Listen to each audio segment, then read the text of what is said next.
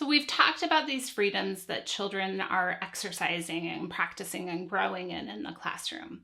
And there's also some freedoms that are really more connected to sort of the liberties, those external conditions that we offer to the children. And one of those is that the children have a freedom from curriculum. They are not being put through a particular curriculum on a particular sort of schedule, dosed out in just certain doses of information. They are free from that curriculum. They can follow their interests where their interests lead them, whether it's what someone their age is, supposed to be doing or not. They get to explore and have that freedom from curriculum. We make sure they know or they experience a freedom from interference. So this means we have uninterrupted work cycles, at least 3 hours where the children know they're not going to get pulled away for anything. We make sure they understand that the adults there are there to serve you and are not going to get in your way or give you any unnecessary or unasked for help. So children really have this freedom from interference in our environments. They have a freedom from requirements.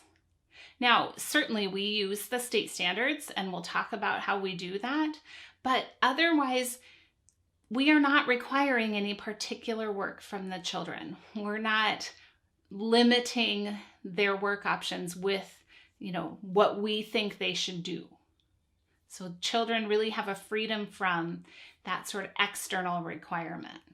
They have a freedom from punishments and rewards.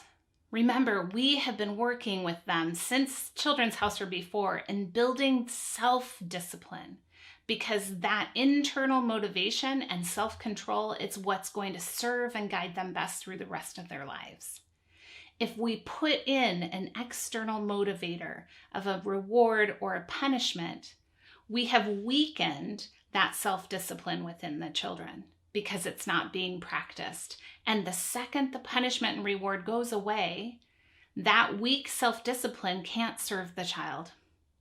So we can't put systems of punishments and rewards in place for children because it doesn't serve the child's self-construction. And frankly, they don't work. They're not sustainable in the long term. And there's plenty of research that shows this now.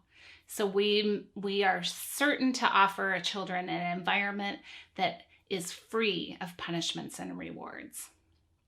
Now, all these freedoms function within limits, all of them.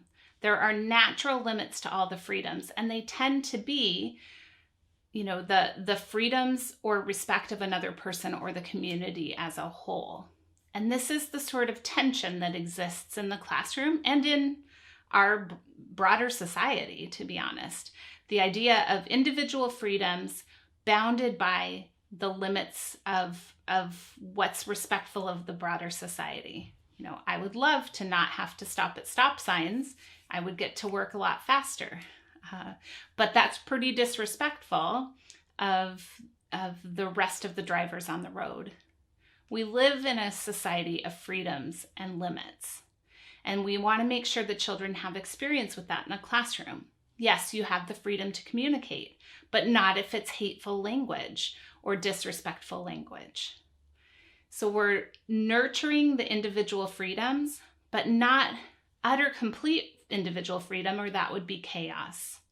In the same fashion, we're not putting so many limits in place that the individual freedom has no space, and that children either rebel or silently submit, because those are, equally not helpful for a child's self-construction.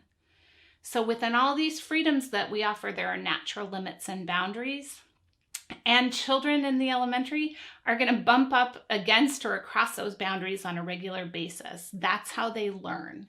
That's how they learn the limit. They need that clear feedback of what happens when you're disrespectful in your language, or when you, interfere with the freedom of someone else. So they're going to make these mistakes, but that's part of them learning how to manage their individual freedoms that we want them to get strong at exercising within the limits of a community. So you'll see Elementary teachers know this. We see these mistakes happening all the time, and we have to remind ourselves this is a good thing. They're learning some of these limits so that they can really exercise their freedoms in society.